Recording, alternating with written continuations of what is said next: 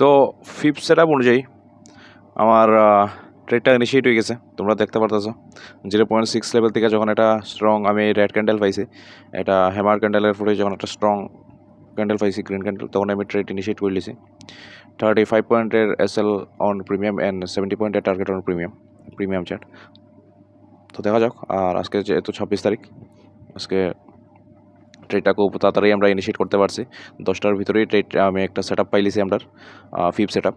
Otherwise 3-4 দিন ধরিয়া আমরা কোনো সেট আপই পাইতেছি না। তো দেখা যাক টার্গেট হিট হয় স্টপ লস। তো যে ট্রেডটা ইনিশিয়েট করছিলাম এটার উইদিন ফিউ মিনিটস আমরা কেটে গেছে, এসএল হিট হয়ে গেছে, নো ইস্যু। 35 পয়েন্টসের এসএল হিট হয়েছে, মানে আমার এক লটে 500 টাকা লস। ঠিক আছে, যদি টার্গেট হিট হতো তাহলে 1000 টাকার টার্গেট হিট হলো না।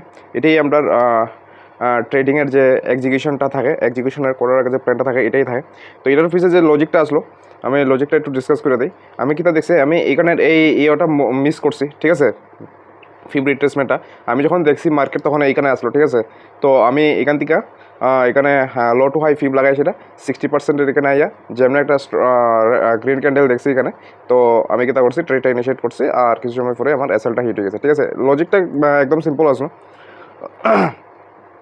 এইখানে যে হাইটা আসলো, হাইট থেকে তোমার রেজিস্ট্যান্ট এলে আইতাছিল, তো এটার লেগে আমি 60%-এর এখানে আমি একটা ট্রেড ফাইন্ড আউট করার চেষ্টা করছিলাম, কিন্তু আমার এসএল হিট গেছে।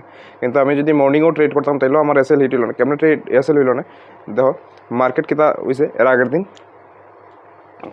উপরে গেছে, যত এসএল সব নিচে অ্যাভেলেবল আসলো। ঠিক আছে, এখানে একটা, এখানে একটা, এখানে একটা, এখানে একটা, এখানে একটা।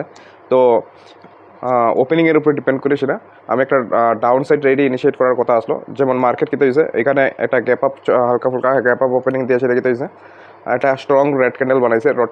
রেড ক্যান্ডেল বানাইছে, এখানে ক্লোজিং প্রাইস থেকে যখন সাপোর্ট নিতেছিল, তখনই কি কেউ যদি এখানে ফিব লাগায় হাই টু লো, তোমার এখান থেকে এখানে যদি ফিব লাগায়, তাহলে এখানে তার 60%-এর লেভেলটা আই গেছে। 60% লেভেলের এখানে একটা এনগালফিং ক্যান্ডেল একটা বানাইছে, রেড ক্যান্ডেল।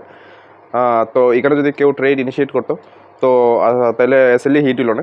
ঠিক আছে, তো এমন কথা না যে আমার ভিউ যে ডাউন সাইড নিয়েছে ডাউন সাইডেই যাইব, আপসাইড নিয়েছে আপসাইডেই যাইব, এমন কোনো কথা না। মার্কেটে লস হইবই, এটা একদম মাস্ট।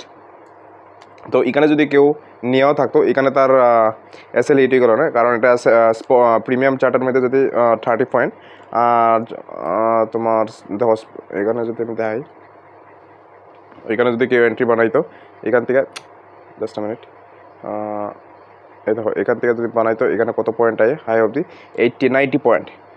চার্টের মধ্যে 90 পয়েন্ট মানে কিটা, তোমার প্রিমিয়ামের মধ্যে 45 পয়েন্টসের মতন। ঠিক আছে, তো আমরা তো ম্যাক্সিমাম যে এসএল 35 পয়েন্টস এমনি হিট হয়ে গেল না।